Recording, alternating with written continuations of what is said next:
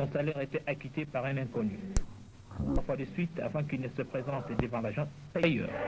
Christ, toujours lui, ordonna Kimbangu de regagner le village pour débuter sa mission. Chemin faisant, à Kazangoulou, alors qu'il traversait la voie ferrée, le policier Funfu lui arracha son maigre sachet qui contenait 3 poissons fumés et de la chikwang que les amis lui ont donné pour soulager sa chère épouse et ses 3 enfants restés au village. Au matin du 6 avril, Simon Kimbangu, alors qu'il s'en allait au marché de Nsona Kiyenzi, accompagné de son fils aîné Kisolokele, fut contraint par Christ de guérir Maman Kantondo, alors agonisante, en lui imposant les mains au nom du Christ. C'était un Kombe Kinsuka. Kimbangu se voit attirer des milliers de gens par son message de l'évangile et ses guérisons miraculeuses. Les gens croient en Dieu. Les fétiches sont jetés. Les paralytiques marchent. Les aveugles recouvrent la vue. Les morts ressuscitent. La foule sent la présence de Dieu parmi elles par l'action de Simon Kimbangu.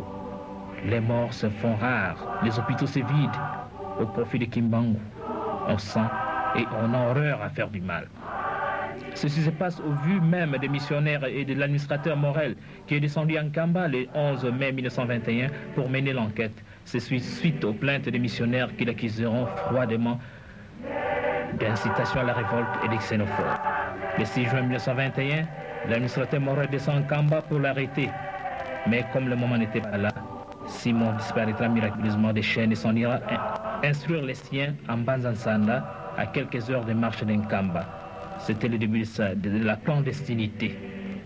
Sentant son heure venue, Simon, suivi d'une foule nombreuse, regagnera triomphalement son village d'Nkamba dévasté et incendié par les soldats.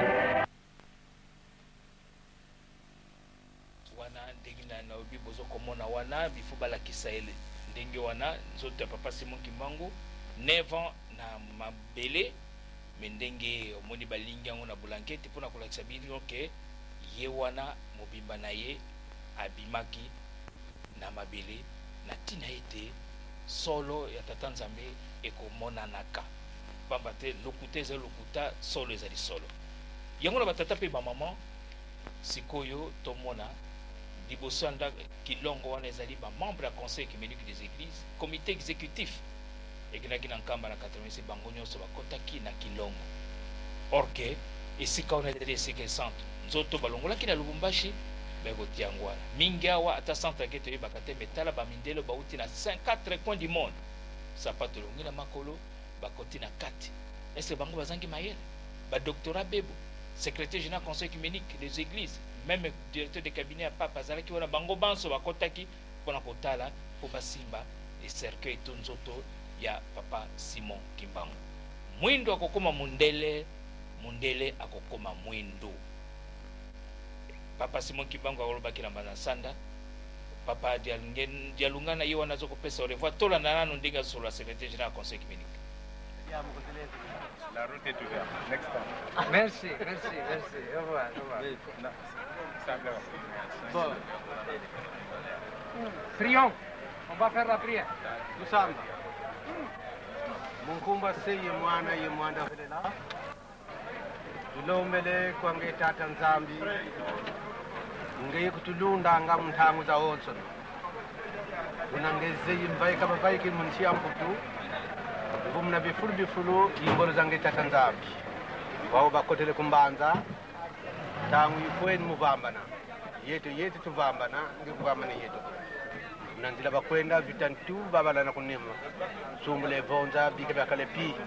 Sambu yonkuma tulombele. Unankumba ngese mwani vile. Amen. Amen. Bon, je te me dis, C'est un bon voyage. merci, merci. Le chef spirituel nous avait donné. Tata.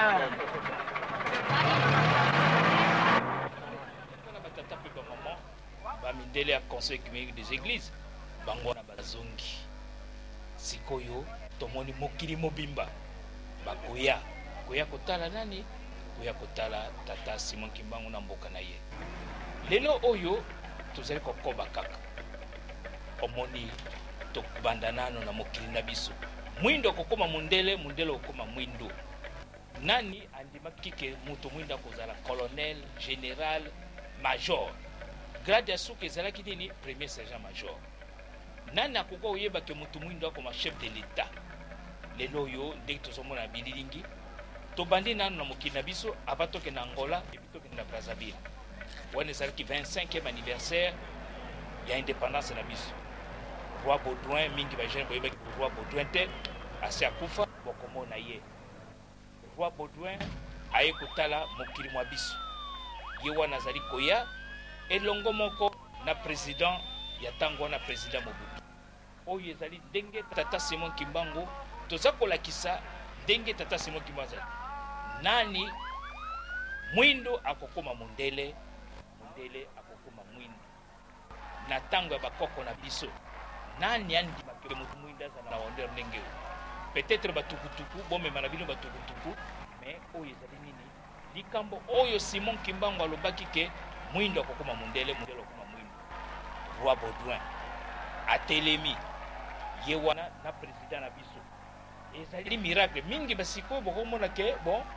ezali kaka likambo ya pamba mais ezali miracle tuna bakoko na biso moto mwindo azalaki nani tuna bakoko na biso ndenge nini ezali kosalema ke na butu okomona bato bakokanga bino bapesi minda makasi allez il faut kima na kisangani bazolo bato kwa mais moto mwindo azalaki na tina moko te mais lelo moto mwindo mokonzi Simon Kimbangu alobi boumbu ekosila biso mei nde tokomema mokili na biso. Baudouin premier roi de Belge ntango wana ye moto azali patron ye moto azali kodirige mokili oyo Congo ya bango Congo belge mais sikoyo tokomi à l'égalité. Nani alobaki ndenge wana miracle ya Simon Kimbangu mpona koloba na bokuse mayema lekaki nani oyo na ntango wana bapolitisien ya ntango wana ya 60 oyo azalaki na armée mpo babengana bamindele ezala na Congo Brazza non makambo malekaki ndenge nini toyebi makambo ya le 4 janvier toyebi makambo malekaki na le 30, après le 30 juin mondele ye moko akangi bisaka abosani mama abosani mwana biso tolobaka mama eloba madame ye wana na nzela ya beach fima akati ngambo mais okimi eloko nini o toyebi te voiture baza koteka yango na 150 francs soki mbongo ezali te akamati mungu atina na moteur abwaki voiture. Papa Diangenda ntango akendaki na Israël alekilaki na Belgique avant akutana na Paul Henri Spaak premier ministre atunaka directeur na ye ya cabinet alobi patron ye directeur ya cabinet yo Joseph yo moto komi patron non bon baseki na atuni directeur ya cabinet bokimaki nini ndenge botikaki Léopoldville bokimaki alobi bon Joseph yo yebi yango biso tomonaki mabele elingani mabele ezali koningana bato baza kobengana biso masasi ezali kobeta yango wana tobosanaki madame tobosanaki meme bana tokati mbangu na Brazzaville awa biso toseki or ke awa tozalaki na armée de libération te lokola FNLA lokola MPLA lokola UNITA non eloko ebenganaki bango biso moko bato mwindo toyebi yango te or ke ezalaki nguya ya tata Molimo Monsanto ndenge alobaki ete mwindo akokoma mundele akokoma mwindo. Roi Baudouin égal na président na biso omona yango wapi ezali makambo oyo moto mwindo ya ntango wana akokaki kolota ndoto te nalobaki bien na 1950 Papa Diangenda akutanaka mbala liboso na Mobutu na 1950 na Kananga ye azalaki caporal Papa Diangenda azalaki na secrétariat gouverneur alo basalaki mutualité ezali benyema elingi koloba nini baoyo bazali bakasai te po ete soko likambo ekweli moto bakoka kosangana kosalaka bacotisation. Alors mpona kosala bacotisation balobi il faut bopona moto moko ya kozala secrétaire comptable bake kopona nani zwa caporal Mobutu bon ye caporal Mobutu président na ye ya mutuelle nani Papa Diangenda ye na camp oyo ya basoda bon ka ya ba évoluer ezalaki l'autre côté donc mikolo nyonso il faut ya kopesa rapport na ye président ya mutuelle Benyemai baluba bayebi yango te Benyemai po ete bakosala soko moto akweli likambo babongisa yango wana nde ayebaki histoire ya lingomba epuis nalobaki na ntango wana bato mingi bajeune boyebi te tikana toyebisa bino pamba te bino botalaka kobina na ntango ya kala omoni bakulutu na bino wana ya biso wana basoda ya kala lokola na babar bana hotel ya bamindele moto mwindo okokota te moto mwindo mayele ndenge papa ndenge nalobaki antuka na kindoki champion du monde okomona na pokwa boyo lokola papa Charles azali wana cameraman na pokwa akomi mundele akomi baron Charlie be okomona mundele be lokola bafutaka biloko te basinyaka basheke okomona na tongo lobi me baron Charlie nani nzoko nde ezali moto mwindo caporal mulumba akomi baron Charlie alors okomona kona bazali koenregistre mingi bamanka tozoloba na bino bajeune pa bate makambo na boyebaka yango te papa diange natika koloba lango lobi tala botika makambo wana oyebi te tata na ngai alobaki mokolo mosusu tokozala na bonsomi bokozala bakolonel alobi Joseph tika makambo na pamba Joseph biso kutu liboso ya ndako ya mundele soki ozoleka boyo okoka katula chifulu elingi koloba nini longola ekoti baluba bayebi yango très bien alors biso ngai sergent major ou bien ngai caporal nakende ozala chef de non ça ne va pas nakanisi makambo wana malekaki nyonso wana emonanaki ete bokonzi oyo ezali ya biso na kosenga réalisation atika pamba te na kati fete ezokontinue mpo baninga na biso baleke bayoka mpe mongongo ya roi Baudouin aza koloba yango ndenge nini pamba te ezali sikoyo tozomona kaka ezali c'est normal mais tuna batata na bamama na bino bamona pasi na baflamand mpo bamona ke lelo oyo moto moto atelemi ebonga moko na roi bakomi bacollègue non Simon Kimbangu alobaki yango tozo kolakisa bino bililingi mpona propagande te mpona kolakisa ete moto mwindo uti mosika tala Simon Kimbangu oyo azwaki likambo yango tala ndenge bakundolaki nzoto na ye donc bazoconsidere moto pamba te nzambe na ekeke inso aponaka tindaka moto po ete akoka kolongola biso na molili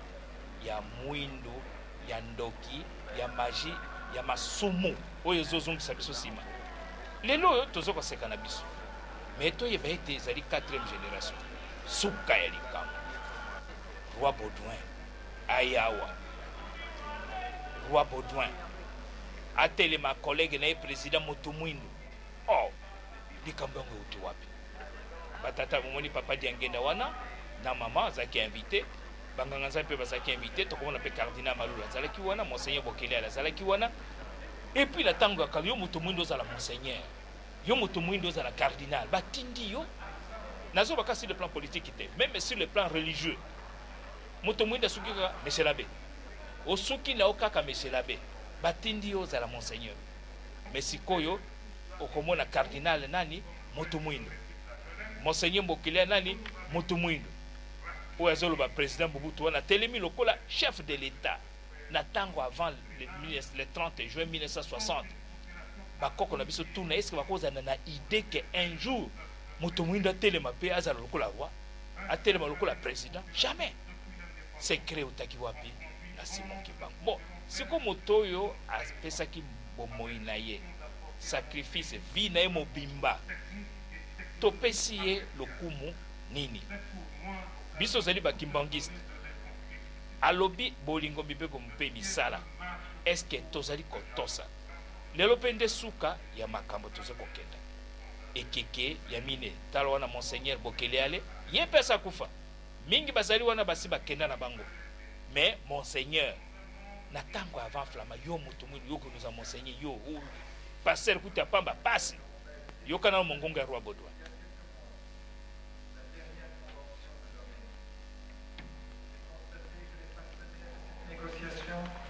Se sont mis d'accord, je cite, afin de promouvoir le progrès social et économique des États ACP et le bien-être de leur population par la satisfaction de leurs besoins fondamentaux, la reconnaissance du rôle de la femme, l'épanouissement des capacités humaines dans le respect de leur dignité. Cette affirmation commune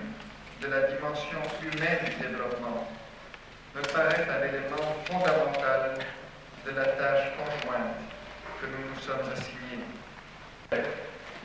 ainsi qu'à l'amitié entre nos deux peuples et à la santé du président et de Madame Mobutu.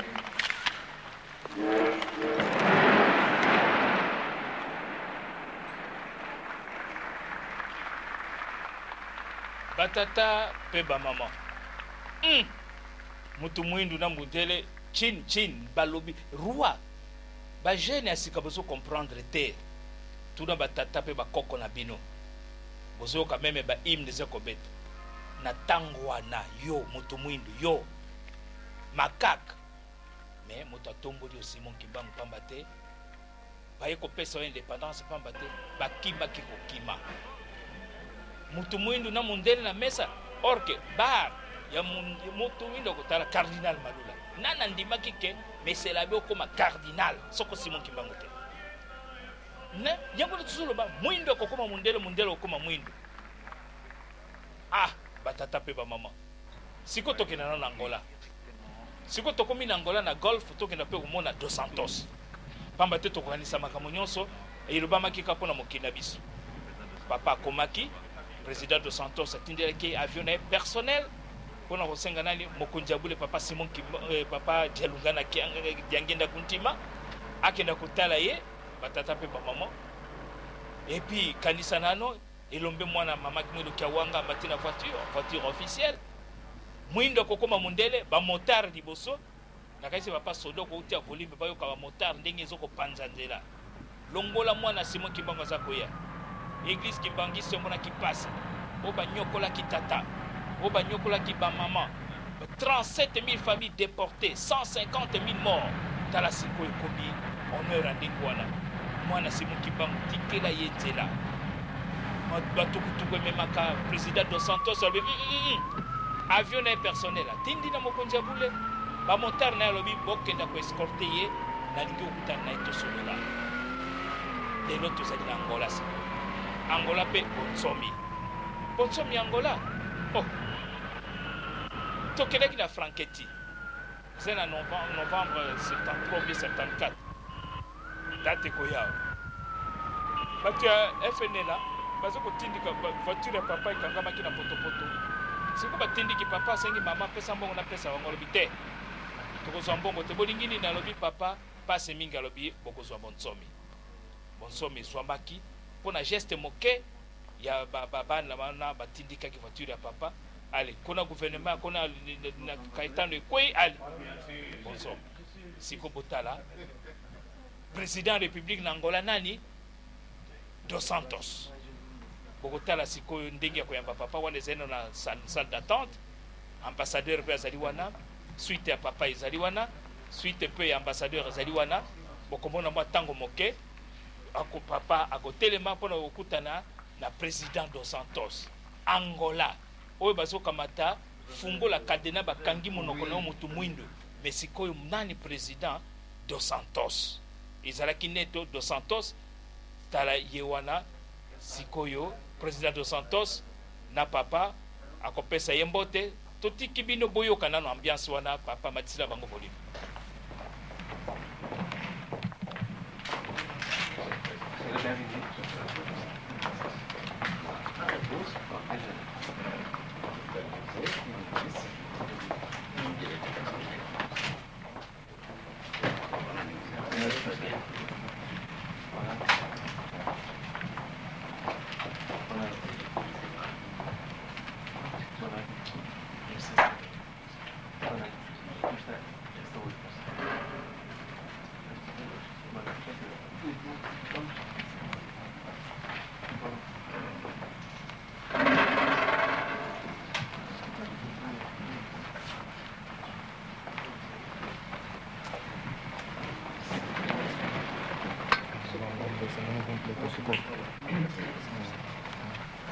Comment vous sentez-vous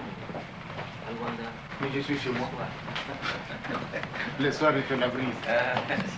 Malgré la journée, il fait chaud, mais le soir, il fait la brise. Oui, c'est vrai. C'est magnifique. Vous êtes arrivé ce matin. C'est vrai. Je vous remercie, c'est grâce à vous. Vous avez eu déjà des entretiens avec votre responsable? Évidemment, vos collaborateurs directs. Nous avons eu un entretien très fructueux. Je sais très bien que vous êtes déjà rendu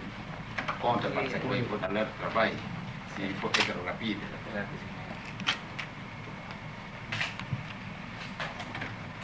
Et comment vous trouvez la communauté? Très bien. Malgré que je ne suis pas encore rentré en profondeur avec eux, mais je pense bien que les petits moments que nous avons eus semblent être très importants, très intéressants. On dirait qu'ils n'ont rien à me reprocher, ni moi non plus. Ni au gouvernement, j'espère. Ah non, j'ai ils n'ont aucun problème avec le gouvernement. Ils vivent vraiment dans la paix la plus absolue.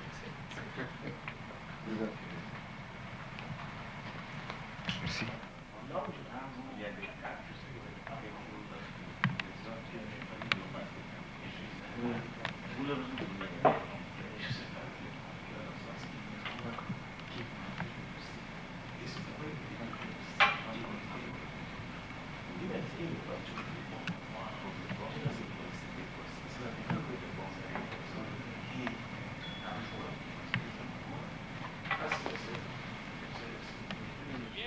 ntango wana bato nyonso babimi batikali kaka président bango mibale baza kosolola oyo basuite baza komelaka mwa sucré mpona kolakisa ete atunaki boni omoni lingomba o malamu boni na leta problème même na gouvernement problème ezali te omoni président dos Santos na papa Diengenda na délégation baza kosolola na Angola tuna baangolais na ntango wana pasi oyo baza komona na portugais yo moto mwindu yo epuis na bango na ville ya Angola na cité kono ezali kaka bidonville yo bakenda kolonga okende otonga penepene ya ville lelo mokonzi ya mboka ya Angola nani moto mwindu lelo président dos Santos wana basilisi masolo papa lokola azalaki mobengami ya président ya république akozonga na golf kona na golf akozwa mwa ntango moke ya kosolola na bandimi na tongo nsima yango akozwa pepo avion personnel jet personnel ya président dos Santos ekozongisa ye awa na Kinshasa wana ezali golf kona na Angola na Luanda e papa audience esilaki na butu yango wana papa azokokota na golf azokopesa mpe bandimi nyonso basepeli bote na tongo ya kozonga yango wana papa Diengenda abimi mpona kopesa bato nyonso mbote lokola tongo etani toza na golf wana na Luanda na Angola avant akenda na kozwa pepo akosolola na bandimi bokotala mwa moke likambo akoloba na bango nakasaki ezalaki soko na mémoire dernier voyage ya papa na Luanda on ezalaki na mois de novembre 1990 nayebi te après 90 suka akendaki susu na Angola nakasi peut-être suka me liloba suka koloba na bango ekozala bokoyoka yango akoloba yango na Kikongo tala ndenge azokopesa bandimi nyonso mbote mais siko na ntongo nyonso il faut akenda mpe na ministère ya culture epe na Ana Maria mpona kotala bokoko na bango donc ezali musée moko ya bokoko oyo ya banani ya baangolais omoni kona bazali na musée mobimba anthropologique oyo elakisi histoire bokoko ya peuple angolais malamu mpe biso tozali na yango awa ezali esika moko ya monene bainvitaki papa akende otala babeti mpe bamusike basikulu na bango wana ezali ville ya Luanda papa akei kona toujours motorisé bamotard baza komema ye pamba te mwana Simon Kimbangu papa Diengenda kuntima mokonzi ya bule il faut basécuriser ye pamba te tatana amoni pasi mingi emonani ya solo ke nzambe akosaka te mwindo okoma mundele okoma mwindo yoka bamotard ndenge ezokopanza nzela parmi bamotard mwana mwasi azali wana koyeba te azali mwana mwasi mais soki aza kopanzela nzela mais okondima te tozali na Angola tozali na Luanda tokeko na musée ya anthropologie esika mama oyo ayaka na nkamba mpe mama Ana Maria akoyamba papa na groupe nyonso ya bakonzi na ministre affaires étrangères azalaki penepene ya papa ti aye kotika na avion bokolanda mpe interview papa akordaki na la presse angolaise na aéroport ya Luanda mwindu akokoma mundele akokoma mwindu Simon Kimbangu akosaki te indépendance makukwa matatu le 3 Congo yango ndeke mokili mobimba Simon Kimbangu amonelaki biso nyonso patala ye wana na mama Ana Maria na ministre ya culture na ministre ya affaires étrangères oyo azalaki nzinga na papa ti aye kotika ye wana ministre ya affaires étrangères ti atika wana ambassadeur omona ezali esika moko ya bokoko biso tolinga koyoka bokoko te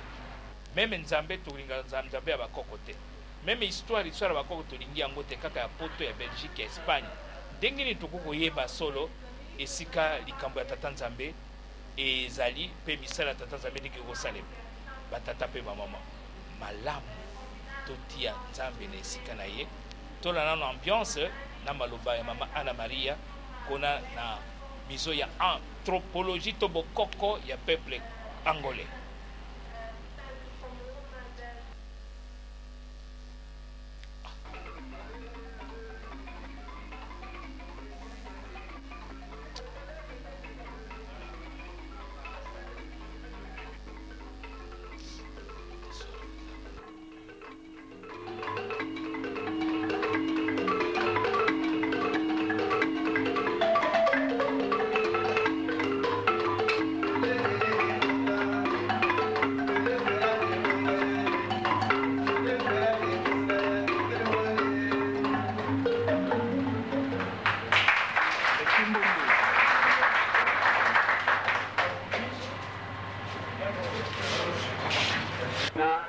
ndanga batu BCD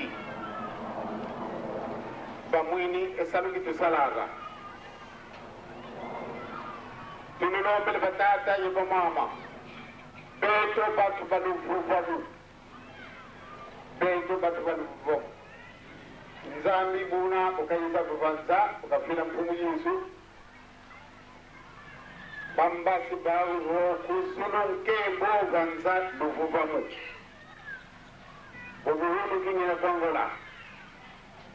muda lufomu lukondolo beto babingi vyote tena mudibundo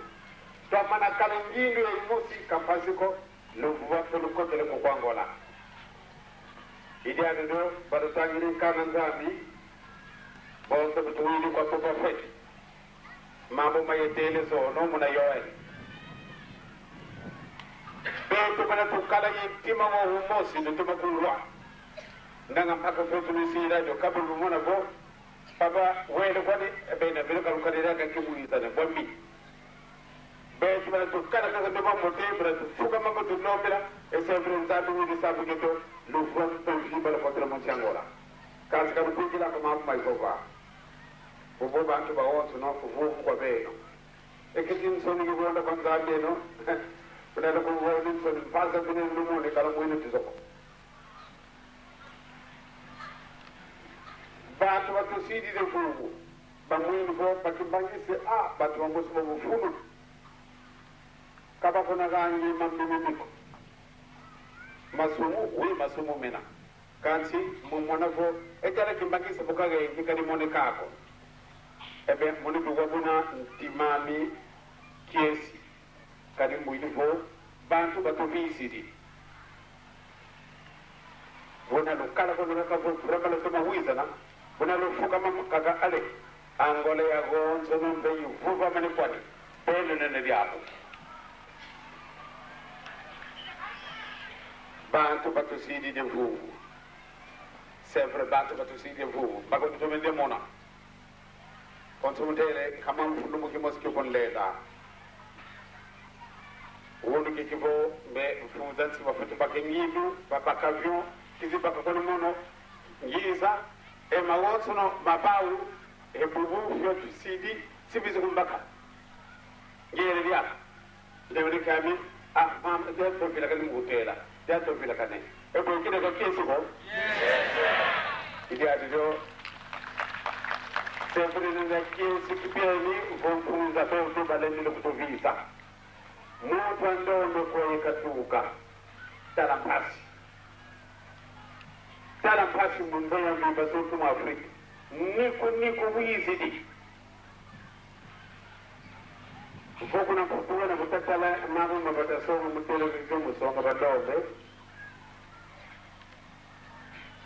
gana kodo nsaka dele ya kutanguza kapule dele ya kapa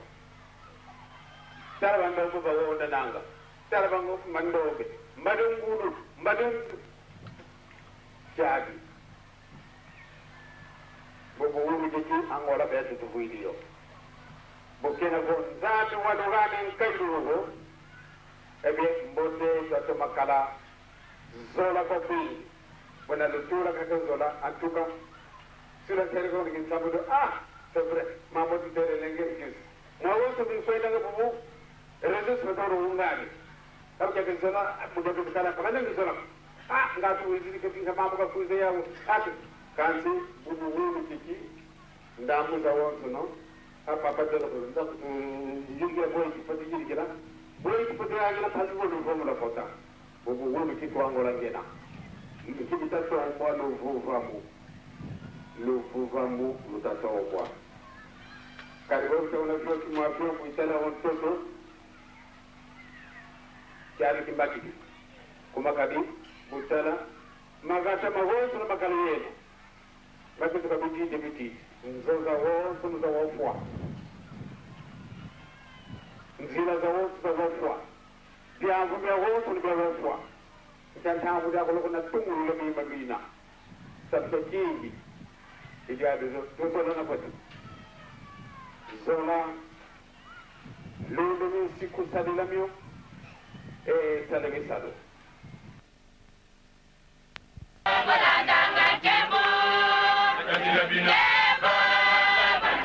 maman nakanisi sikoyo nde réalisation papa alobi d'abord nini avant bapesa biso bande de départ alobi ya solo toya wapamba te tobengami na mokonzi papa abetisi ete alobi te toyokana soki toyokani makambo oyo nayebisaki bino lobi ya Joël elingi oloba Joël chapitre 3 ekosalema Joël alobaki nini molimo mosantu kokitela mwana moko bana na bino ya mibali bakosakola ya basi bakosakola bana mibali matangomba bakosakola pe bokosala makambo oyo emona nano na mokili te lelo tana portable ozali na yango ozwi kaka bofini bo ozosola moninga na aza na Washington bien na URSS mais eloko nini oyo okosala oyo mondele asali nano te mais Joël alobi ekosalema yango na papa diangenda alobi na bango boye likambo wana ekosalema mais toyokana mondimi nyonso azali mondimi bolingo eza na yo tosa mibeko salela tata nzambe misala bokomona yango alobi mokili mobimba ekoya kotala biso en tout cas soko totosi te ekozala pasi bakobeta biso mabanga pamba te mokolo wana bakoya koluka yo pamba te likabo oyo nzambe apesaka na bayuda bokonzi wana elongwako na ntango nkolo yesu nzoto mpe na molimo ekabwanaki aye kopesela yango biso papa abendi matoyi ete malamu tozala na boyokani mpo ete kimia eza na ngola pamba te soki tozali kaka na boyokani tofukami kimia eye tala lelomba mboka ekomi matiti bapoko bukana bituma bato kokufa mpo na nini bozangi boyokani or ke moto aza na pouvoir ya kotia kimia ezali mondimi yango na lelo batata pe bamama ata tozo kokanga mokili boyo fote na ngai na mondimi tozali kosala mosala na biso ndenge esengeli te ya bondimi na ngai na yo tozo kosala mosala yango te tokomi kaka kotonga kofinga na masumu tokamati soloka tokangi yango lokola cravate kindoki magi nyonso nsima yango tozo kolola pasi mpo na nini yango nalobi lisusu ete soki boyokeli ngai mwa ntango moke tokomona bisengo soki boyokeli ngai te en tout cas mayema koyela bino ekozala pasi eske papa Simon Kimbangu ayaki na moke mpona tomona pasi te papa Diangenda azali nde koteya totika mabe mpo ete bomengo ekoka kozongela biso nzambe apesi biso manso me tika ete biso banso tokosalela ye totonda ye totala sikoyo bozongi ya papa ndenge azopesa revoir na bandimi wana na golf tina aéroport tina interview tia kozwa pepo tia okoma na mboka Kinshasa avant tokenda mpe kotala soki bokonzi yango mpe na Brazza ezali mpe ndenge moko tolanda sikoyo bozongi ya papa kouta Luanda awa tia wana Kinshasa.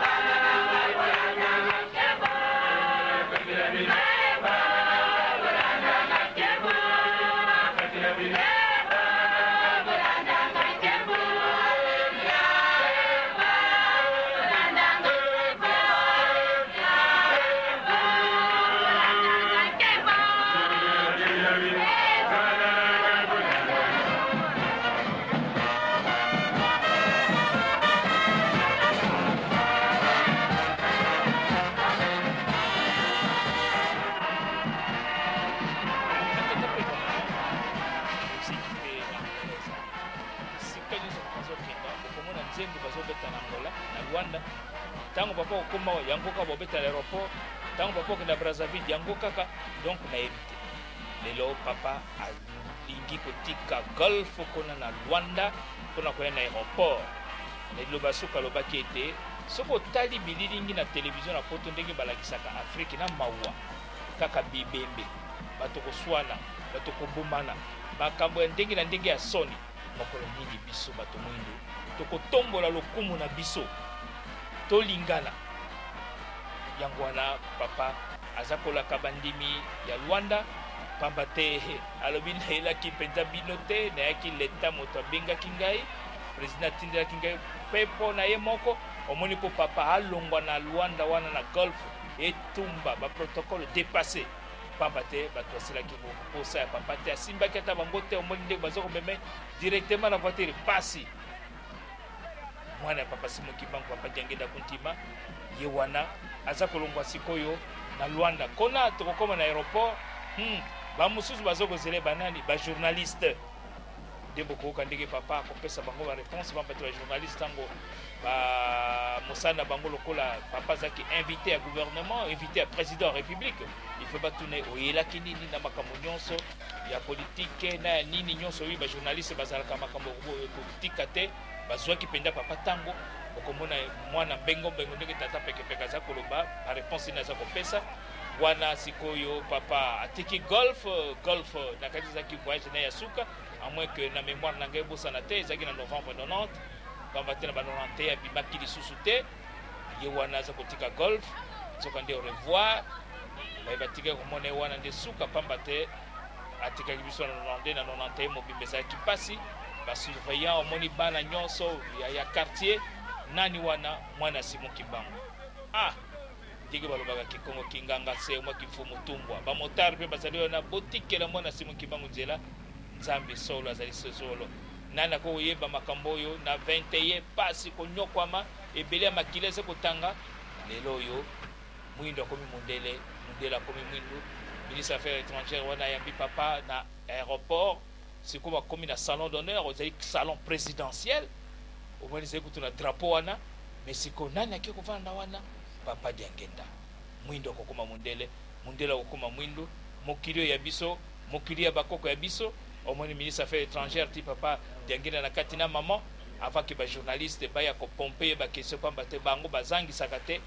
bino nyonso boyokaka lopoto na français bokolanda baréponse oyo papa apesaki bango tolanda ambiance kona na salon d'honneur ya aéroport Agostino Neto na Luanda ndenge bajournaliste bakoya mpona kopose bapapa mituna bino moko bokolanda na ndenge mituna bakopesa ye na ndenge papa Diangenda azali koyanola na makambo manso maze koleka na Angola na boyokani entre les deux pays tolanda. Esteve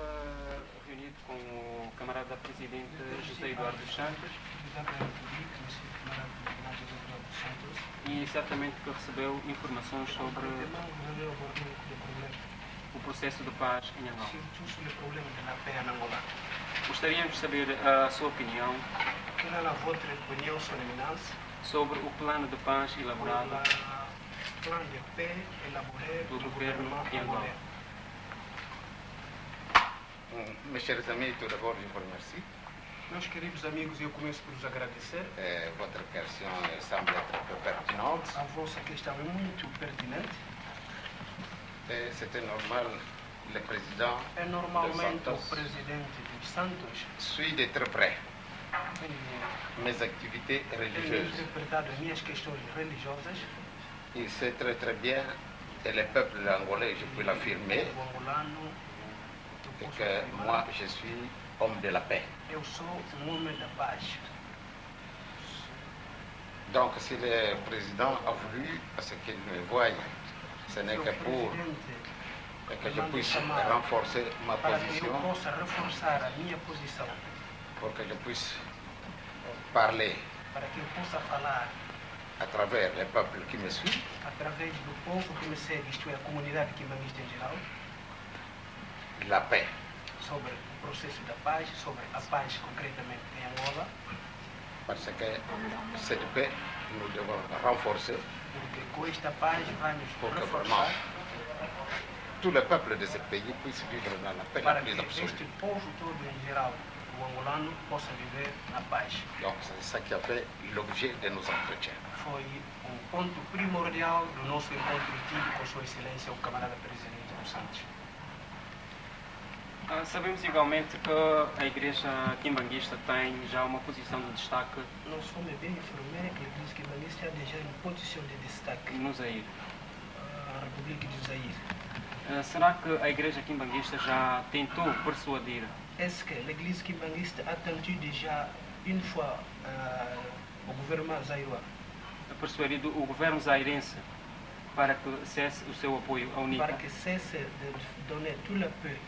militaire à l'UNITA? Vous savez, c'est une question qui semble être Vocês têm conhecimento que très intéressante aussi. essa questão é muito importante. Moi, quand je parle souvent publiquement. Je n'ai jamais caché mes impressions. Et au moment où je parle, il y a beaucoup d'autorités qui sont présentes. Je pense bien que je ne détermine pas, voilà, une telle personne bien indiquée. Je parle pour lui dire, mais pourquoi vous ne participez pas à la paix de l'Angola? Ça, je ne le fais pas. Je parle publiquement et nous avons des autorités zaïroises qui viennent et qui écoutent au moment où je suis en train de parler à nos fidèles. Sinon, une catégorie spéciale des autorités que je parle toucher pour ce problème, je me suis toujours considéré un peu, on dirait, indigne. Mais je sais très bien qu'entre elles, les autorités, après avoir parlé, eh bien, les autres qui m'ont écouté transmettent le message qu'ils ont capté de moi. Donc c'est dans ce sens-là que moi je travaille.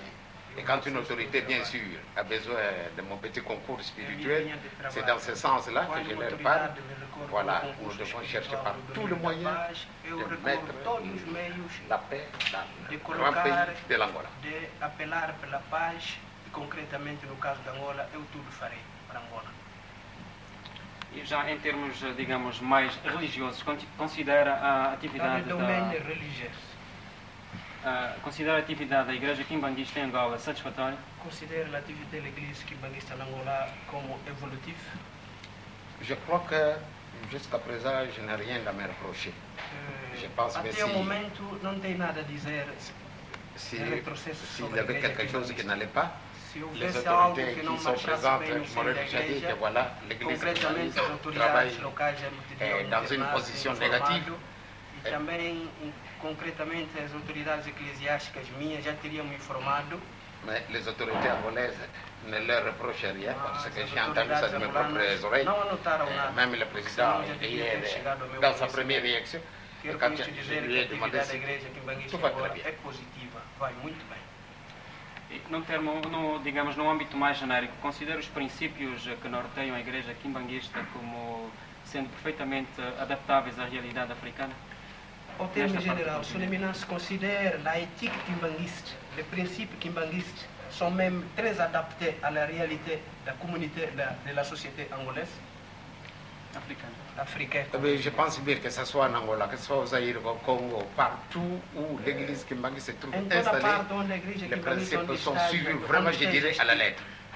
Engajado, os princípios quimbanguistas estão nos princípios e métodos quimbanguistas e por isso cumprem com os deveres e as obrigações de qualquer tipo de governo.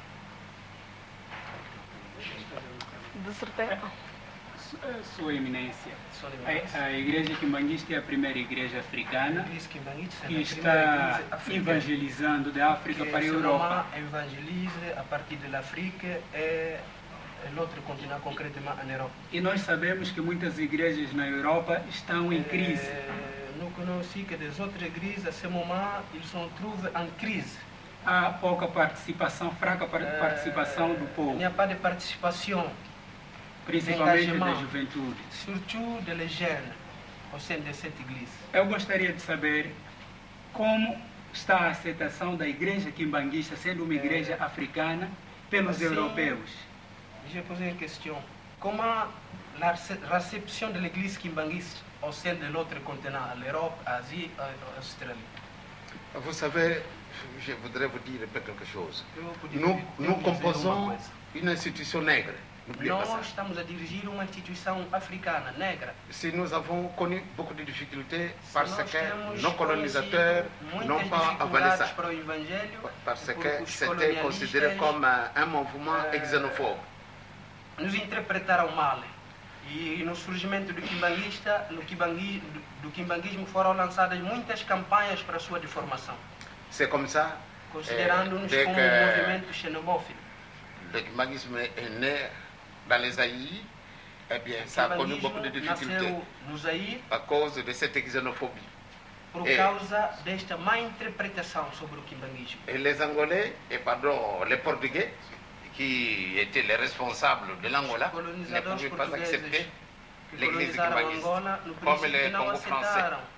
O quimbanguismo. Même les Français. Igualmente, na República do Zaïre, os belgas não aceitaram, como na República Popular do Congo, os franceses também não aceitaram o quimbanguismo. Eh bien, les quimbanguistes ont connu les mêmes difficultés que celles que nous avons connues dès le début. Quer dizer que o quimbanguismo conheceu as mesmas dificuldades em todas as áreas onde se quer instalar. Mais ce qui est arrivé, c'était drôle. O que veio à frente, le 24 décembre 1959, quand le gouvernement belge a reconnu notre église, de 1954, eh bien, quando o governo belga, 59, quando o governo zairense reconheceu a nossa igreja, eh bien, belga. Alors, les Français, automatiquement, ils ont reconnu notre église. Les Portugais, jusqu'à le 17 février 1975, les Portugais, ils ont continué à persécuter nos gens depuis le 17 février 1975. Je me souviens encore très bien. Cette date de dernière persécution. Mais ce qui est arrivé aujourd'hui, vous arrivez en France, notre église est reconnue officiellement par le gouvernement portugais. Et nous avons beaucoup de Portugais qui sont quimbanguistes. Et chez les Français, la même chose. Nous avons des Français qui sont quimbanguistes. En Belgique, nous avons des Belges qui sont quimbanguistes. Et en Espagne, nous avons notre église bien installée là-bas. Nous avons beaucoup de Blancs qui sont quimbanguistes. Vous arrivez en Suisse, tous les pays d'Europe. Malgré ça coûte. Pourquoi ça coûte? Parce que c'est un mouvement noir. Alors, aller s'adhérer à un mouvement nègre, ce n'est pas facile. A realidade é essa, que o quimbanguismo hoje é uma realidade. Mais je suis sûr et certain, avec la lire où je vois les choses, je pense que nous allons connaître une impulsion incroyable, vraie de la part de l'homme blanc. A igreja quimbanguista será uma realidade em todos os continentes. Eu queria voltar ainda sobre o processo de paz em Angola. Mon part, je voudrais parler encore de la paix en Angola. Sua Excelência, leva daqui da Angola,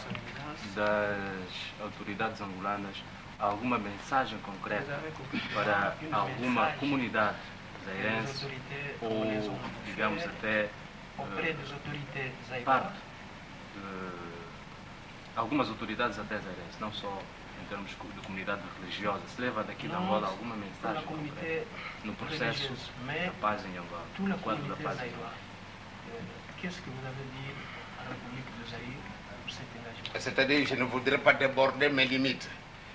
Je ne suis pas politicien et je ne voudrais pas m'y mêler. Parce que je vais, alors à partir de ce moment-là, je vais provoquer une position qui ne sera pas tellement en notre faveur.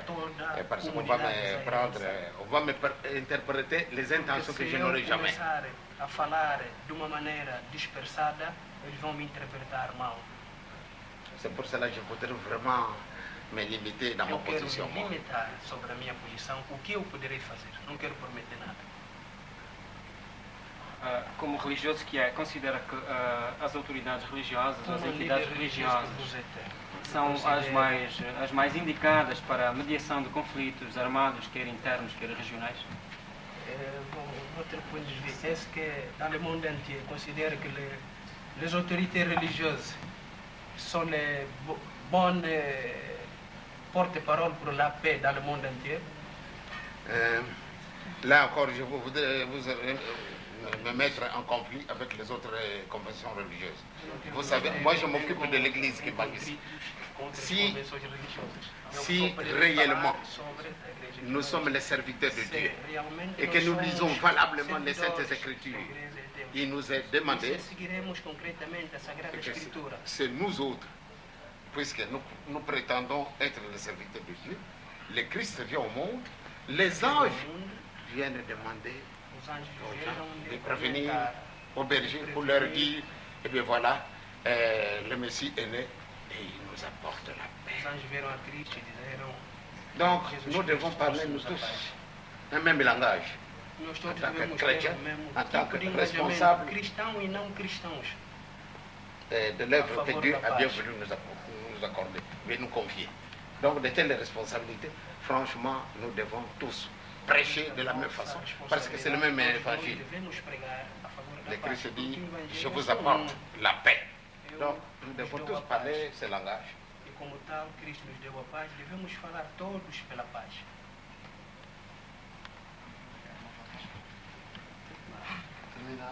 Se convocassem aqui.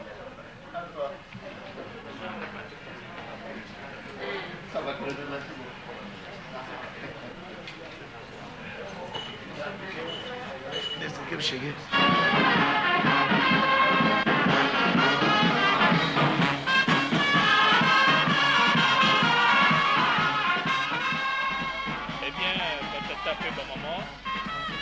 Papa alongina na salon d'honneur abimi libanda mpona kopesa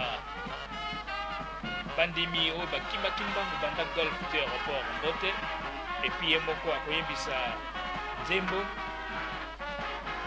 parceke ntango wana yima wewe nde ezalaki alapa nzembo wana ye moko yoaka lokito ye moko bapadi ya ngenda abosani na baautorité ye mpona koyembisa miziki ekotele na makila po aza kodirige aza kopesa bano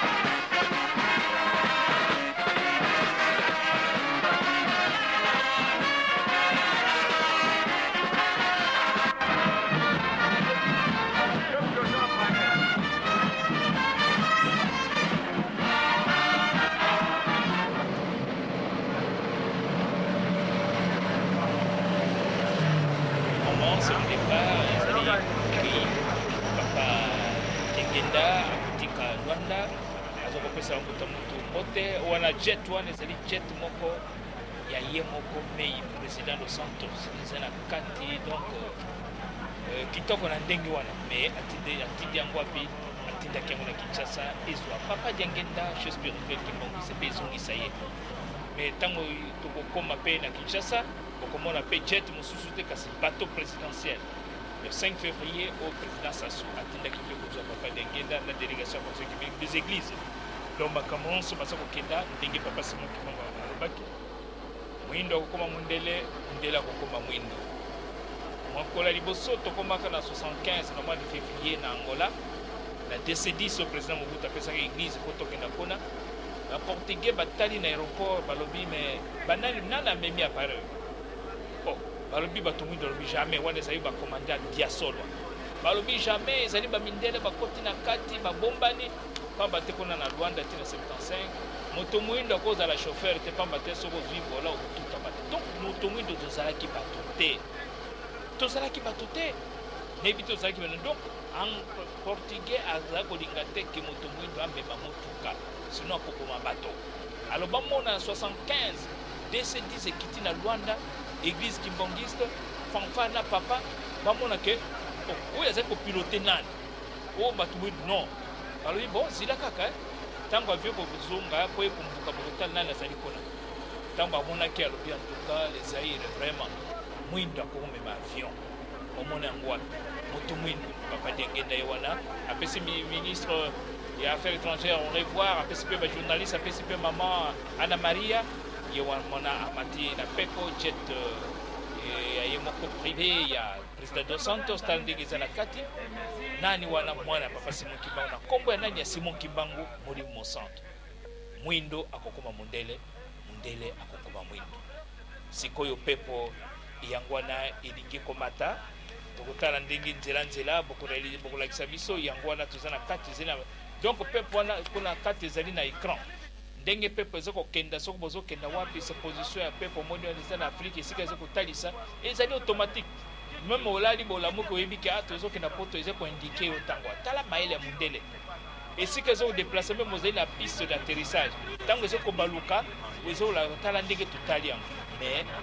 papa Diangenda alobi oyo tokosala oyo bakotosa bolingo mibeko misala makambo wana emonana nano na mokili te do tokosala nini ezali makamu isi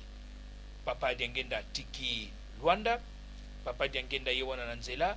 tokotala ndenge nini bokomi na ye bokozala awa na aéroport ya Njili ndenge akoyambama na papa Dialungana Kiangani ye moko akoya kozwa ye ekoyamba ye awa na aéroport ya Njili papa Dialungana Kiangani alobi leki naga kenaki Angola nga moko nakoya koyamba ye wana ezoleka Njili komi na papa Charles bazokomona kaka ndeke nini ezokoleka likolo sikoyo nde wana eza la mer et puis tokokoma na aéroport ya Njili oyo esika nini papa Dialungana Kiangani ayaki ye moko mei koyamba ndeko wa ye bolingo ya ndenge wana incroyable mais vrai. Alors na libanda ekozala pe fanfare kimbangiste na bato nde bayambaki ye ti tokotaki na centre d'accueil wana pepo ebandi kokita fleuve Congo yango wana Njili Masina yango wana pepo ya président dos Santos ezongisi mwana ya papa Simon Kimbangu nyonso na 21 na bakoko na biso amonaki pasi nana kokanisa 15 jours makamba ndenge oyo ekozala mwindo okokoma mundele okoma mwindo pilote moto mwindo président moto mwindo cardinal moto mwindo monseigneur moto mwindo nani avant 60 nani azalaki na ide yango mpona koyebisa bino ke basoda ya kala mpona bakindokindo tozalaki baspécialiste na poko abongoli mundele mpo akende okota meme na bare ya mundele na hotel mpo alia pamba te c'était interdit moto mwindo akonyata meme esika mundele aza kolia te siko tokomi baego likambo nini ya mabe Simon Kimbangu asalaki po tozala na bomengo ndenge oyo tokomi na aéroport ya Njili ambassadeur ya Angola ye wana ye mei asalaki ale retour mpona kotika pe papa Diangenda Kuntima siko nde tokotala ndenge ni papa akokita na aéroport ya Njili et puis na au bas de la passerelle ndenge balobaka papa Dialungana Kiangani ayaki kozila ye ayikozila leki na ye auti Angola kuna uti okutana na bakonja mokili toloba président dos Santos portugais te kasi angolais mwana mboka nzoka nde biso moko tokomi kokama mokili ye wana papa Dialungana Kiangani en personne aye koyamba ndeko wa ye mama bibi mama mvete ye moto kita liboso pamba te mama kita liboso papa alandi ye wana mama aza kokita bo asimbi na passerelle po afukama po apesa papa Dialungana mbote papa pe apesi bambuta ye wana papa Diangenda Kuntima elombe mobali akiti aza kopesa bapilote mbote moni bapilote bato mwindu simango nde akopesa ndeko na ye mbote papa Dialungana bakoyamba mapolo bate leke oye akulutu boni bango wana na aéroport ya Njili mpona kotonda tata nzambe ndenge nini abateli papa Diangenda chef spirituel maître morceau wana zo kita papa te tokendaki mpe na ye na papa banso oyo tozalaki na bango papa sikoyo bazokende na salon d'honneur directement tokenda libanda esika nini fanfare eza kozila na bandi baza kozila mpona kopesa mokonzi ya bule papa yambi outi na mokili ya président dos Santos bakonzi ya leto bazalaki wana mpe bazali kopesa papa mbote kaka na aéroport ya njili mwindo okokoma mundele okoma mwindo Simon Kimbangu lobelaki yango wana omona de la ville mpe azali wana ntango nazalaki nao de la ville te na bandimi mosusu bakotaki kona tomoni na papa Kalonzo mpe namoni ye kona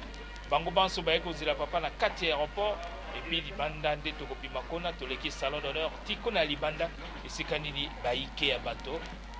baya kozila papa po ete bamema ye fanfare kimbangiste en forme omboka nkamba ezali kobeta po ete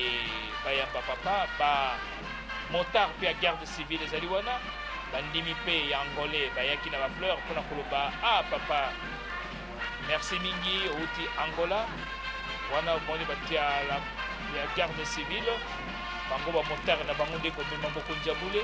ti wapi ti na centre d'accueil kimbongiste epuis nde ya mbisa tokotala ndenge nini mokonzi ya bule akokenda sikoyo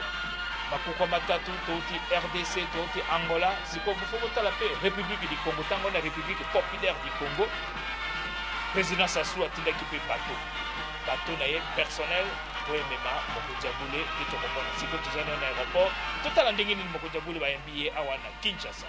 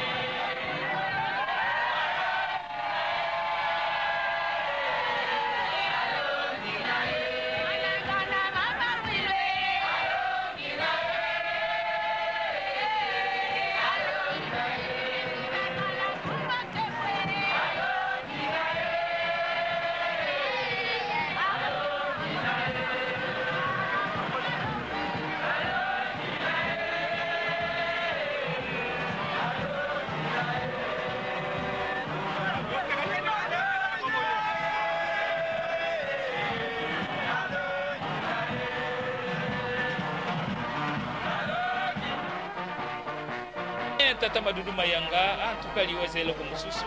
asi akufika kaye wana papa Nyangenda satiki biso kasi na bililingi documentation ezaloko moko monene makambo nalikaki na 1986 il y a 20 ans tala tozali komona makambo nalikaki na 1991 tozali komona makambo nalikaki na 1985 tozali komona mpona kolakisa bino ke mindele mabe ezali kasi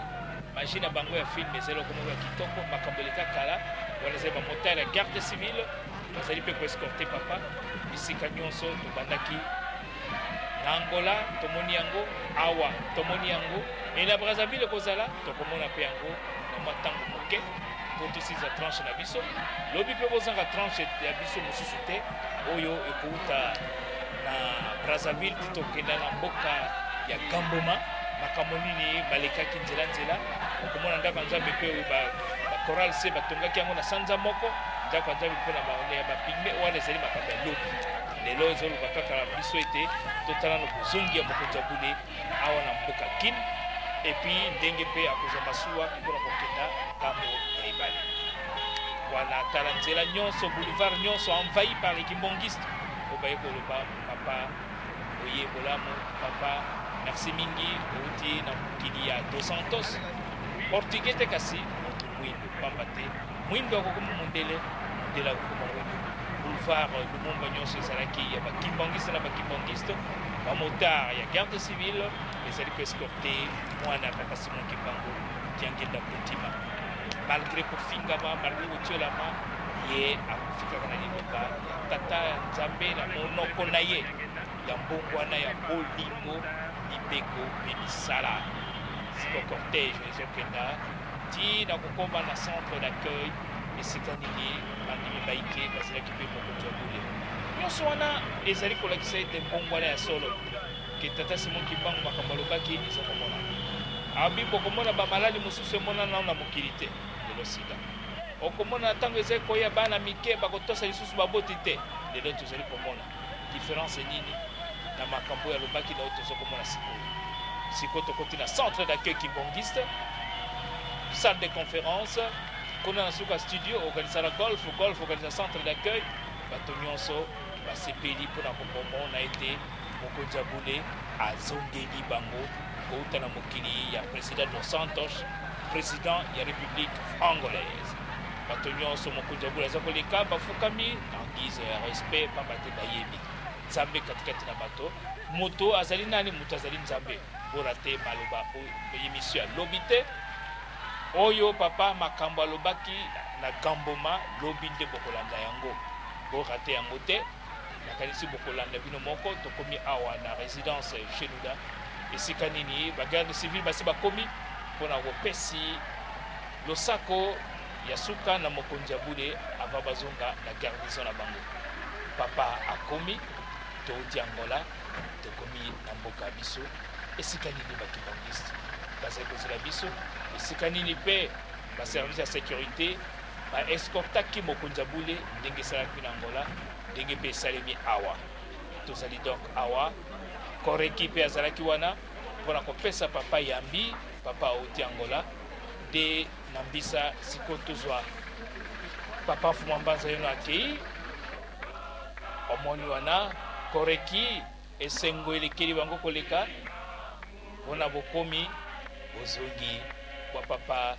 diangenda kouta angola esika nini mokonzi ya mokili wana président dos Santos abengaki ye mwindu akokoma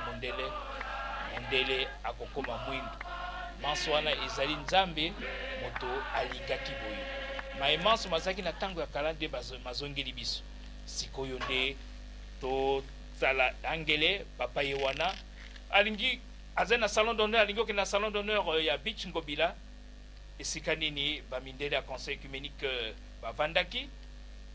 papa mpe akokenda na bango na Brazzaville bato badélégation basi bakotaki na kati siko bokomona papa na bayeba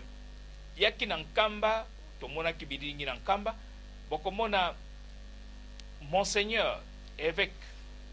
oyo autaki na URSS bosala attention bokomona ye bidon na ye ya 10 litres ma ya nkamba amemaki yango alobi na komema yango na Moscou bokotala ntango azokomata ye moko na bateau présidentiel alobi ye moko oyeba te ki azali monseigneur pamba te wana azakola moni na chemise na pantalon azali simple mais ma ya nkamba un évêque auti na URSS aye mpona conférence ya comité ya comité nini exécutif ya conseil œcuménique exécutif amemi yango wana ezali bateau ya président Sassou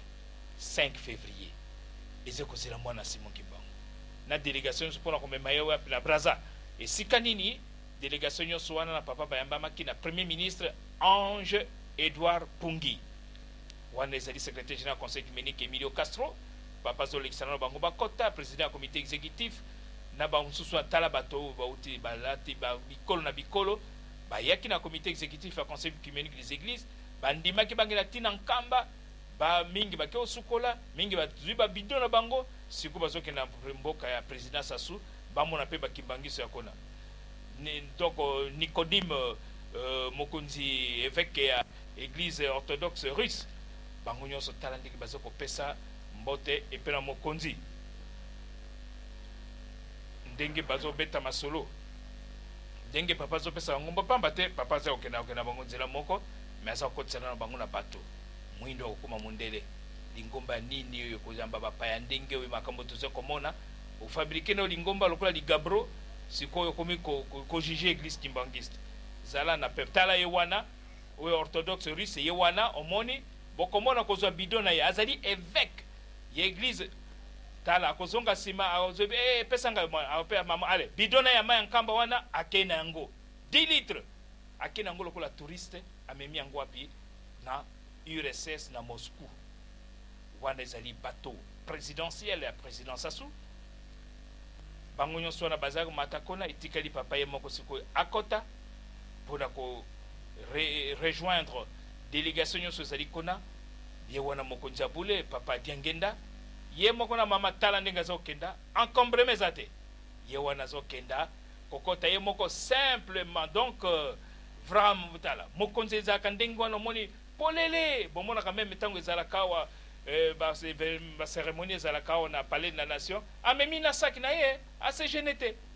ye wana aza komata na passerelle wana bato bazokomona babi mokonzi wana aza koya wana bakomi na salon d'honneur esika président Sassou avandaka bango mpe bavandi wana tala ndenge bakonzi na biso ya mokili oyo batiaki papa Diangenda lingomba na esika na ye bato elongwe na Kinshasa mpona kokoma na Brazzaville tokotala ndenge bandeko na biso ya Brazzaville bakozala mobilize mpona koyamba papa na délégation fanfare à Kinshasa, fanfare à Luanda, fanfare à Brazzaville, en tout cas l'église kimbangiste, on a fanfare en tout cas comme Kate, Pambate, et Zali Penja, Likambo, ou Likambo Monene, Zambia Pesaki Tolan. Ainsi, nous partons pour Brazzaville le 12h44 minutes, ce lundi 17 mars 1986, où le chef spirituel de l'église kimbangiste conduit personnellement la délégation de la réunion du comité exécutif du conseil du milieu des églises qui sera reçu tantôt par le premier ministre congolais.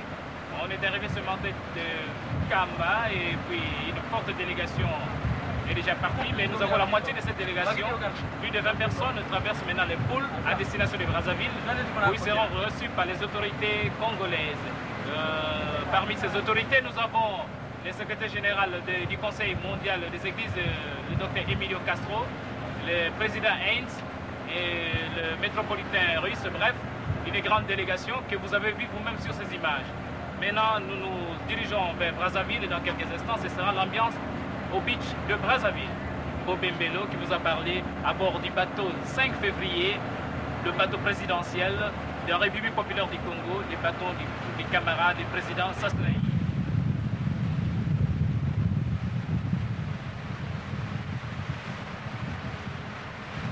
bien ebale oyo ezali kokabola lebe capitale du monde ekolobaka mikolo nyonso Kinshasa e Brazzaville bateau présidentiel yango ezokenda malembe alobi mema malembe mwana Simon Kimbangu na délégation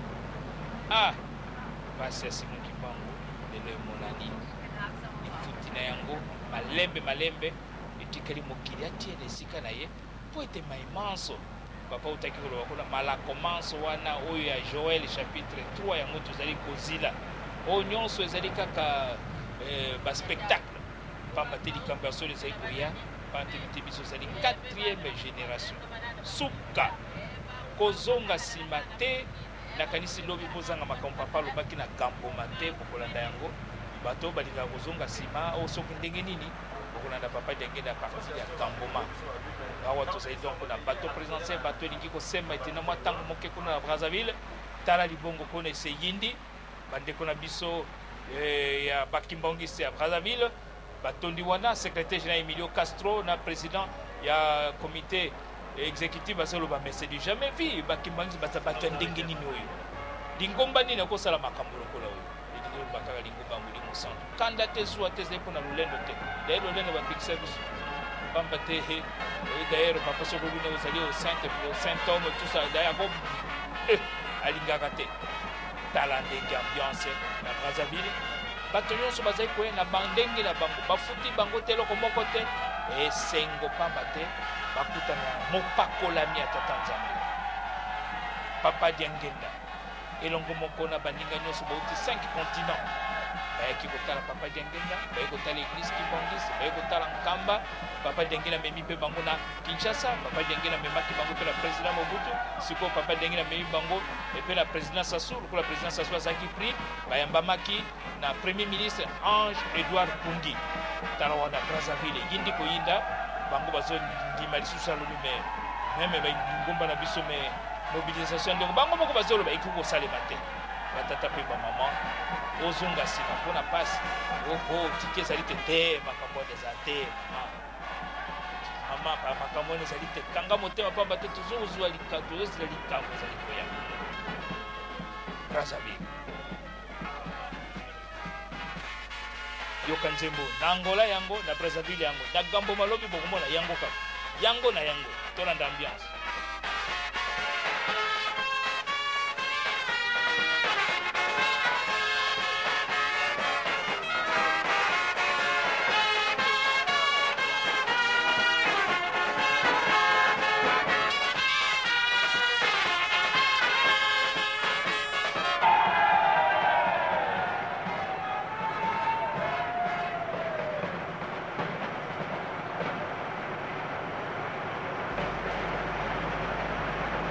Bien, on a dit papa Songo ya marche ça kufa était protocole Brazzaville mais na bidini ngazali na ikaka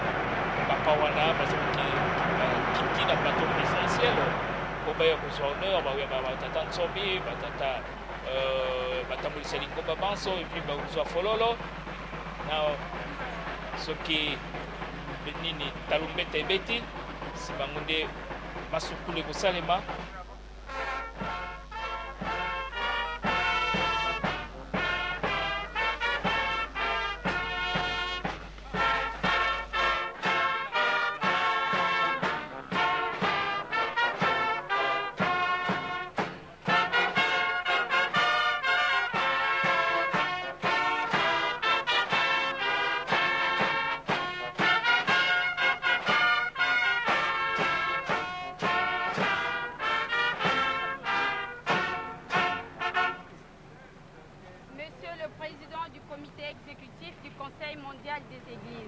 Les fidèles kimbanguistes de la République populaire du Congo sont très honorés de la visite que vous effectuez sur le sol de leur pays. Puisse le Seigneur bénir ce bref séjour. Soyez les bienvenus au nom du Père, du Fils et du Saint-Esprit. Amen.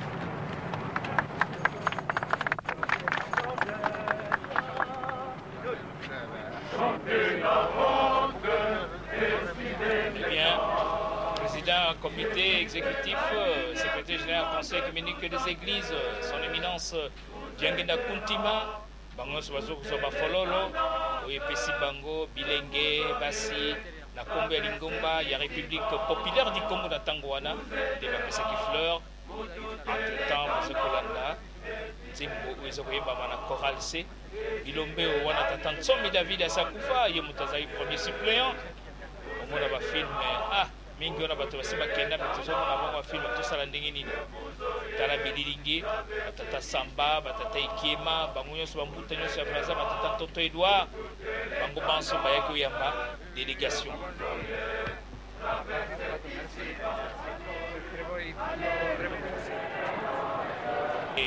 et d'honneur ya basurveillant nsima et d'honneur de mona egenini délégation ezali kobima okata na voiture egros ya délégation ekokenda directement na plateau de 15 ans et puis délégation ya moke oezaka kokende so na caméron mosusu nga nazali na caméron mosusu wana motard mpe ya Brazza en tout cas keba na mwana Simon Kimbangu kombo ya bamotard eza na Angola eza na Kinshasa siko na Brazza akupa matatu kombo nyonso misato tomoni ndenge nini basali mpona kotia tata Simon Kimbangu na esika na ye ezali kaka ebandeli malamu tokóma na suka ya likambo sikoyo tozali na salle d'attente na esika na salon esika premier ministre Ange Edouard Pungi ye wana abimi ye moto akoyamba délégation nyonso na kombo ya président Sassou Nguesso Ange Edouard Pungi na ezali na le 17 mars ok 17 mars wana eza heureusement 86 mais oyo ya 90 ezalaki liwa ya papa Kisolokele mais le 17 mars 1986 son excellence le camarade Ange Edouard Pungi etekali moke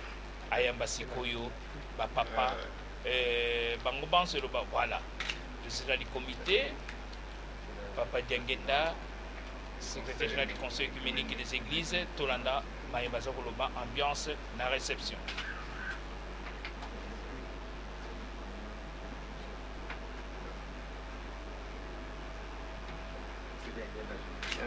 Oui, je connais ça. Très certainement.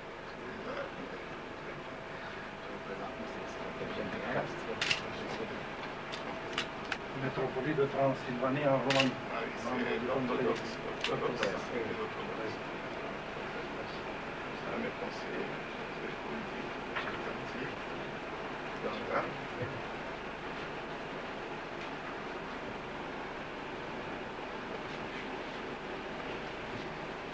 président par ici.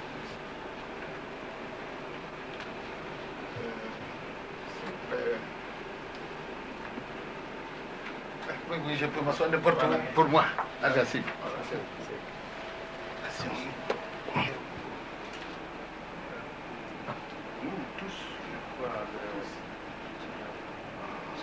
Batata pe ba maman, on est qui réception. Il y a délégation kimbongiste. Na et pas il y a premier ministre Ange Edouard Pungi, premier ministre de la République populaire du Congo, tango on est qui 1956 République populaire du Congo. Oyazo sur la Sigona Yezali secrétaire général Emilio Castro. Ou Zali ba membre, il y a présidence, il y a comité exécutif, il y a conseil des églises. Bandeko bauti mkili mobimba po baya ukuta na réunion na bango na Kinshasa et puis ba mipesaki obligation ya ko visiter Nkamba, obligation ya bazwaki ba ko visiter pe mangomba msuna Kinshasa, bazwaki pe meko ya ukuta na président Mobutu, baya ukuta na pe na premier ministre Ange Edouard Mpungi awana Brazzaville, nyonso wana ezokola kisa ete mokili na biso Nzambe apesa makoki manso sala na pouvoir na yo ndenge olingi mais Nzambe apesa moto na moto ele na mokili na biso soko ozali boxeur ozali kaka élite champion soko moyibi champion soko likamba Nzambe champion tala même mangomba na biso na tango wana bango misato bazalaki soko mali cardinal Malula en tout cas église catholique keba bango soko banga Zaïre ok na monseigneur Bokele tango hotel mala Zaïre. Aucune église indépendante africaine, église kimbangiste, moyen. Aucune kona léopard. Aucune makambo nyonso en tout cas, kona kolakisa biso mboka oyo, ezali na nkita, ezali na makambo manso momengo nyonso. Ezali kaka biso bato. Po ete tokoma na finalité wana ezali kaka souk et bandeli, dewa baka le début de la fin. Malamu. To sala oyo ye Simon Kimbangu alobaki. To boaka mabe nyonso. Ezala kindoki, ezala koinana, ezala magie, ezala biloko nyonso bosoto tobwaka pamba te objectif na biso ezali nini po tokota na nkembo ya Yerusaleme ya sika tozwa likabo monene oyo Nzambe asa apesaki na biso totala bokomi ya délégation à partir ya primature na plateau de 15 ans pour tout temps wa komi wana to kosukisa wana pour to continuer lobby mais yango to lobby était batata pe ba maman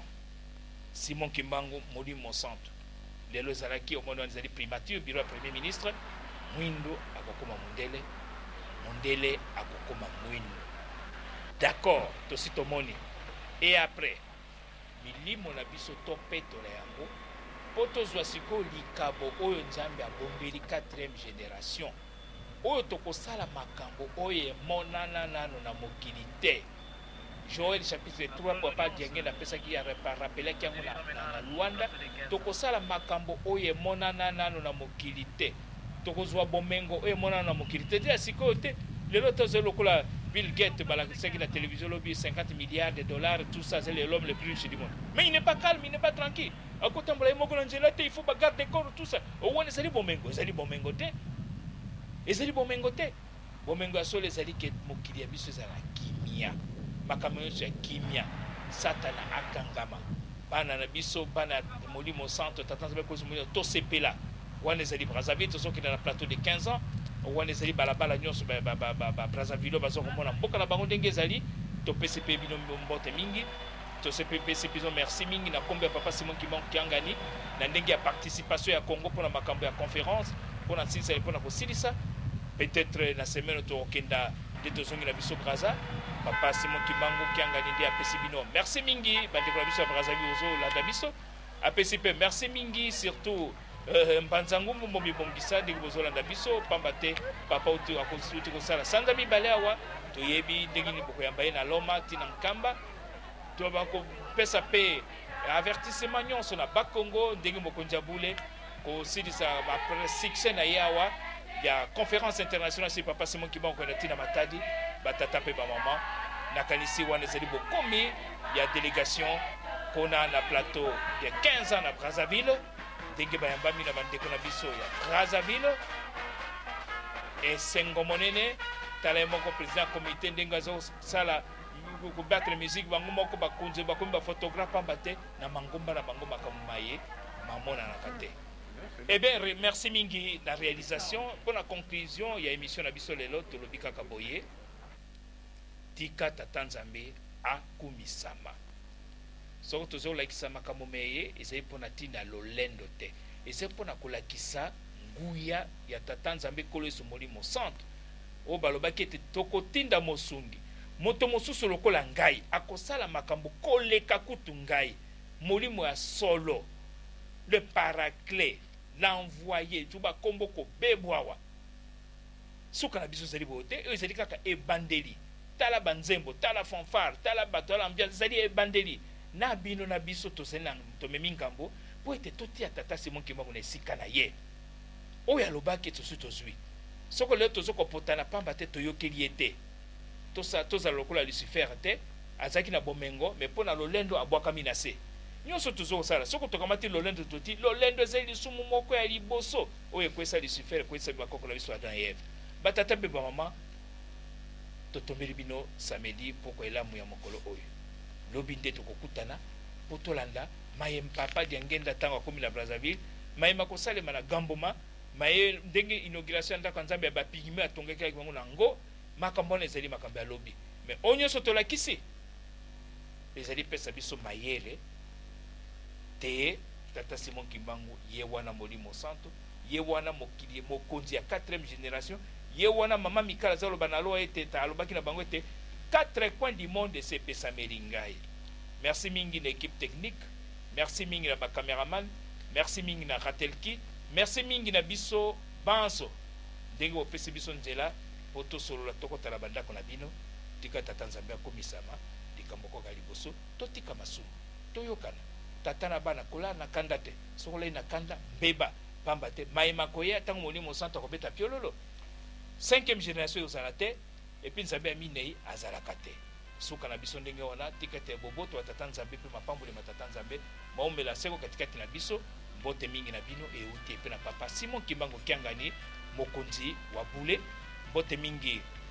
na baimbanso bazali awa mbote mingi na papa Charlie équipe technique na tobi mbote mingi na bakimbangisi nyonso ya Kinshasa pamba teteke mokili tokenda na kobosana mpe molonga na ngai te mama Bobe Jeanne Alomba na bana banso bango barataka biso tozala kaka na nkamba na bavoyage Nzambe azala bango Nzambe azala biso mbote mingi na biso banso bafamille nyonso bozali na bandako bakomboko ezali ebele ezala na nkamba Jérusalem ezala na Brazzaville ezala na bazango bisika nyonso bazokolanda mbote mingi tikete nguya ya molimo santo e yingela katikati na biso changement ezala po ete tokoma bato ya sika pamba te bomoto ya kala elongwa po ete tozala solo na litomba ya kozala bana ya molimo santo bolingo bibeko bisala kanda te zuwa te songi te kotonga te pamba te makambo ya mwini satana zala na eliki ete Nzambe ya kozala na yo akobomba biso lokola soso abombaka bana na ye na se ya mapapa mbote mingi tika tata Nzambe akumisama.